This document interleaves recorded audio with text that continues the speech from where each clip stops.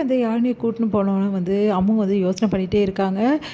யாழினி வந்து சொன்னாலே, இந்த மாரி வந்து எப்படி ஒரே மாரி இருக்க முடியும்னு. ஆமா கரெக்ட்டு தான்.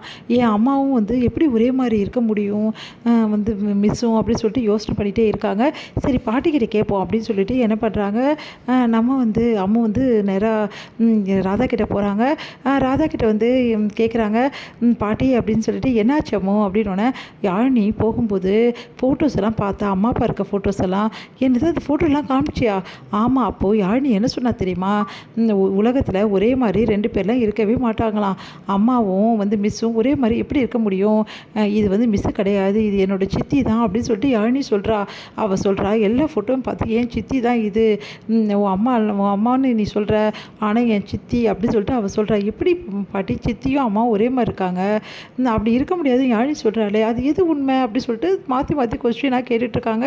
ஒரு கட்டத்தில் பொறுக்க முடியாத ராதா வந்து எல்லா விஷயத்தையும் சொல்லிடுறாங்க. இந்த மாதிரி மிஸ்ஸு தான் உன்னோட அம்மா, போதுமா? உன்னை 10 மாதம் சுமந்து பெத்தெடுத்த அம்மா வந்து மிஸ்ஸு தான், காவேரி மிஸ் தான். என்ன சொல்கிறீங்க பாட்டி, நீங்கள் சொல்கிறதெல்லாம் உண்மையா அப்படின்னோடனே, ஆமாடா உண்மை தான் நான் சொல்கிறது. என்ன பண்ணுறதுன்னு எனக்கே தெரியல, எப்படி சொல்கிறதுன்னு தெரியல. இந்த விஷயத்தை உங்ககிட்ட நாங்கள் சொல்ல வேணாம் தான் நினச்சோம், ஒரு வழியில் வந்து இப்போ நான் சொல்கிறேன் அப்படின்னோடனே, உடனே வந்து பாட்டி நீங்கள் சொல்கிறது உண்மை தானே, உண்மை தானே செல்லம் அப்படின்றாங்க. சரி அப்போ எதுக்காக மிஸ் வந்து என்னை விட்டுட்டு போனாங்க, எதுக்காக அம்மானு என்னை வந்து எனக்கு தெரியல, அவங்க எனக்கு என்ன யாருன்னு ஏன் அவங்களுக்கு தெரியலன்னொன்னே, அவங்களுக்கு ஆக்சிடென்ட் ஆகிடுச்சு, அதில் எல்லாத்தையும் மறந்துட்டாங்க, அப்பாவையும் மறந்துட்டாங்க, அதனால தான் அவங்களுக்கு தெரியல. இதுக்கப்புறம் நீ எது கேட்குறாலும் உன் அப்பா கிட்ட கேட்டுக்கோ அம்மு, இதுக்கப்புறம் இதை பற்றி பேசாத அம்மு அப்படின்னு சொல்லிட்டு போயிடுறாங்க. அதனால வந்து அம்மு யோசனை பண்ணிகிட்டே இருக்காங்க. மனதுக்கு ரொம்ப கஷ்டமாக இருக்குது அவங்களுக்கு. வராரு விஜய் வந்தோடனே அம்மு வந்து அமைதியாக இருக்காங்க, எதுவுமே பேசாமல். என்ன என் செல்லக்குட்டி கோவமாக இருக்கா, லேட்டாக வந்தேன்னு சொல்லிட்டு, யாழினி விட்டுட்டு வந்தேன்னா அதான் லேட் ஆகிடுச்சுடா, செல்லக்குட்டி என்ன பண்ணுறீங்க அப்படின்னு சொல்லிட்டு பேசிகிட்டு இருக்கும்போது, அப்பா என்கிட்ட வந்து ஏன்பா உண்மை சொல்லலை, ஏன்பா நீங்கள் மறைச்சிங்க, ஏன்பா பொய் சொன்னீங்கன்னொன்னே, நான் என்ன பொய் சொன்னேன் அப்படின்றாரு. இல்லைப்பா என் மிஸ்ஸு தான் என்னோடய அம்மானு ஏன்பா நீங்கள் என்கிட்ட சொல்லலை அப்படின்னு பயங்கரமாக அதிர்ச்சி அடைகிறாங்க.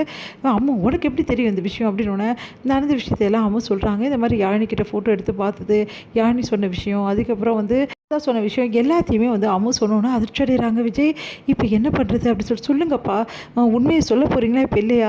உண்மையிலேயே வந்து மிஸ் தான் என்னோடய அம்மா தானே, ஏன் இவ்வளோ நாள் என்கிட்ட நீங்கள் மறைச்சிங்க அப்படி? அதான் நான் அவங்ககிட்ட ஃபோட்டோ காட்டினீங்க, மிஸ் தான் என்னோடய அம்மான்னு சொன்னீங்களா, அம்மா மாதிரி இருப்பாங்க தானே சொன்னீங்க, இந்த மாதிரி பண்ணிட்டீங்களேப்பா அப்படின்னு சொல்லிட்டு அழறாங்க.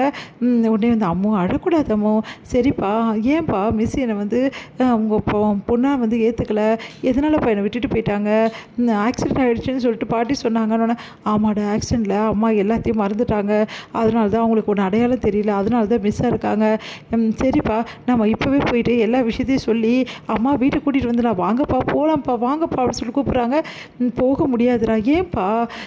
ஏன்னா நீ போய் இந்த விஷயத்த சொன்னீன்னா உன் அம்மாவுக்கு ஏதாவது ஆயிடும்டா, உன் அம்மா நல்லா இருக்கணும்னு நினைக்கலையா? நல்லா இருக்கணும், அம்மா உயிரோடு இருக்கணுமா இல்லையா? ஆமாப்பா உயிரோடு தான் இருக்கணும். அப்படின்னா நீ இந்த விஷயத்த சொல்லக்கூடாது அம்மு. என்னப்பா சொல்கிறீங்க? ஆமாடா அம்மாவுக்கு இந்த விஷயத்தில் நம்ம ஞாபகப்படுத்தினா அம்மாவுக்கு உடம்பு சரியில்லாமல் ஆகிடும்னு சொல்லிட்டு டாக்டர் சொல்லியிருக்காரு. உனக்கு அம்மா வேணும்ல, அப்போ இப்படி சொல்லக்கூடாது சரியா?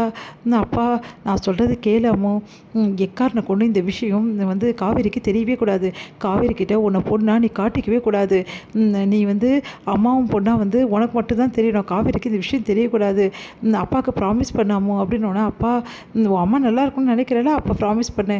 சரிப்பா அம்மா இப்படியே இருப்பாங்களா, அப்போ என் கூட சேர மாட்டாங்களான்னொன்னே, கண்டிப்பாக உன் அம்மா உன்னோட சேருவாங்க கவலைப்படாத அப்படின்னோன்னா அப்படியே அழறாங்க.